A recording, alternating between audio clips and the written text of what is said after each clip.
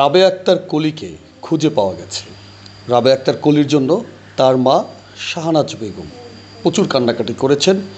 রাবেয়া আক্তার কলির বাবা, যিনি সৌদি প্রবাসী, তার দুই ভাই তারাও প্রবাসী। তারা বিদেশ থেকে তার একমাত্র বোনকে পাওয়ার জন্য বিভিন্ন রকম চেষ্টা করেছেন। এরপরে আজকে বিকেলে সুজন হাসান পেজে প্রতিবেদনের পরে রাবেয়া আক্তার কলিকে খুঁজে পাওয়া যায়। আমরা রাবেয়া আক্তার কলির সাথে কথা বলি। মামনি, তুমি কেমন আছো? ভালো আছি। তোমার পুরো নাম কি? রাবেয়া আক্তার কলি। আচ্ছা, তুমি কোথায় গেছিলে? নদীর পাড়ে কেন? গেছিলাম মাদ্রাসায় পড়তেছে না তার জন্য। একটু স্পষ্ট করে বলো। মাদ্রাসায় পড়তেছে না তার জন্য গেছিলাম। মাদ্রাসায় পড়তে ভালো লাগে না? না। আচ্ছা, তা সকালবেলা যখন বের হলে তখন কি মাদ্রাসায় গিয়েছিলে? না, ওখান থেকে একবারই গেছিলাম। একেবারে নদীর পাড়ে? হুম, কিতে গেলে নদীর পাড়ে? হেঁটে হেঁটে গেছি। হাঁটতে হাঁটতে গেছে? কিন্তু ওই নদীর পাড় ধরে না ভিতর থেকে? ভিতর থেকে। ভিতর থেকে। আচ্ছা, তুমি কি একবারও চিন্তা করোনি যে তোমার মা তোমাকে খুঁজতে পারে, তোমার বাবা খুঁজতে পারে, ভাই খুঁজতে পারে? এই কথা কি চিন্তা করেছিলে? জি। তখন ভাবুনি যে আম্মা কাঁদতে পারে, আব্বা কাঁদতে পারে? ভেবেছিলাম, তারপরে গেছি। তারপরে গেছিলে? আচ্ছা, এই যে তোমার মা তোমাকে না পেয়ে প্রচুর কান্নাকাটি করেছে, তোমার কি কষ্ট লেগেছিল? এখন কষ্ট লাগে শোনার পরে? জি। এরকম কাজ কি আর ভবিষ্যতে হবে? না।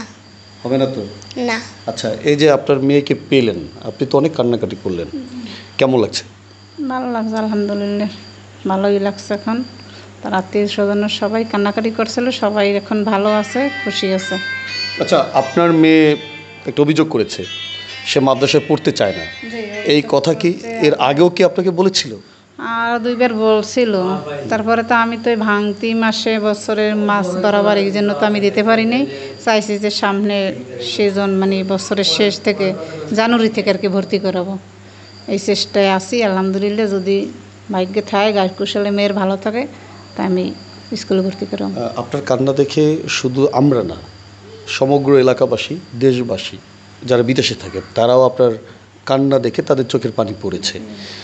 আপনি কি আপনার মেয়ের প্রতি আরও দায়িত্বশীল এবং সতর্ক হবেন কিনা? হ্যাঁ, আমি দায়িত্বশীল সতর্ক হব, কারণ এরকম হয়রান মানুষ কান্নাকাটি দুশ্চিন্তায় ফেলানো ঠিক না। চেষ্টা করব ইনশাল্লাহ, আমি করা রাখবো আর কি। মেয়েকে আর একা কোথায় পাঠাবেন কিনা?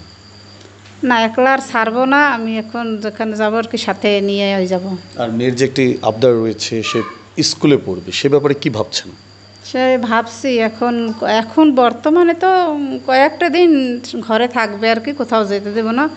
তারপরে যে জানুয়ারি মাসে আমি চাই যে আমি স্কুলে ভর্তি করাবো।